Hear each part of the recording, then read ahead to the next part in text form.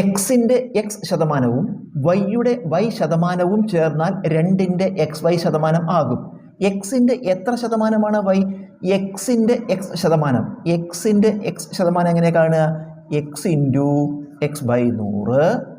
വൈയുടെ വൈ ശതമാനം Y into y by 100 ചേർന്നാൽ രണ്ടും കൂടി കൂട്ടുക. അപ്പോൾ x into x by 100 plus y into y by 100 ചേർന്നാൽ എന്താവും? 2ൻ്റെ എക്സ് വൈ ശതമാനം. 2ൻ്റെ എക്സ് വൈ ശതമാനം സമം 2 ഇൻറ്റു എക്സ് വൈ ബൈ 100. ഇത് ഗുണിക്കുമ്പോൾ ഇത് വരും x square by 100 plus y square by 100. ഇത് ഇങ്ങോട്ട് എടുക്കുക. മൈനസ് 2xy ബൈ 100 സമം, ഇനി അപ്പുറത്തൊന്നുമില്ല, ഇത് ഇവിടെ ഒന്നും അപ്പുറത്തൊന്നുമില്ല, സമം 0.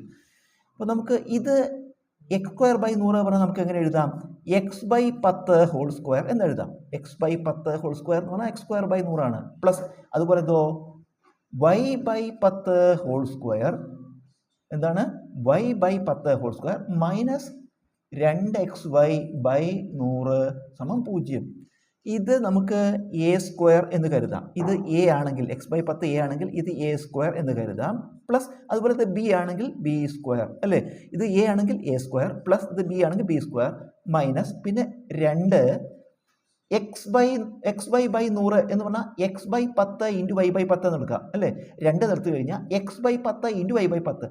എക്സ് ബൈ 10 എ ആണ്, വൈ ബൈ 10 ബി ആണ്, സമം 0. ഇത് നോക്കൂ, a square plus b square minus 2ab. അതെന്താ? A minus b whole square ആണ്. A square plus b square minus 2ab എന്താ? A minus b whole square. അതുപോലെ അവിടെ നമുക്ക് എന്താ എഴുതാം? X by 10 minus y by 10 whole square സമം 0 എന്ന് എഴുതാം.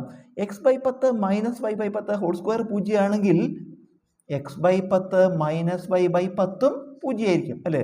ഇത് 0 ആയാലേ അതിൻ്റെ സ്ക്വയറും 0 ആവുള്ളൂ. ഇനി നമുക്ക് ഈ വൈ ബൈ 10 അങ്ങോട്ട് കൊണ്ടുപോകാം. അപ്പോൾ എക്സ് ബൈ 10 സമം വൈ ബൈ 10 എന്ന് എടുക്കാം. നമുക്ക് 10ഉം 10ഉം വെട്ടിപ്പോയാൽ എന്ത് കിട്ടും? എക്സ് സമം വൈ. എക്സ് സമം വൈ എന്ന് പറയുന്നത് അർത്ഥം എക്സും വൈയും തുല്യമാണ്. അതായത് എക്സിൻ്റെ 100% തന്നെയാണ് വൈ. എക്സ് തന്നെയാണ് വൈ, അതായത് എക്സിൻ്റെ 100% ആണ് വൈ. ചോദ്യം എന്താ? എക്സിൻ്റെ എത്ര ശതമാനമാണ് വൈ? എക്സിൻ്റെ എത്ര ശതമാനമാണ് വൈ? ഉത്തരം 100%.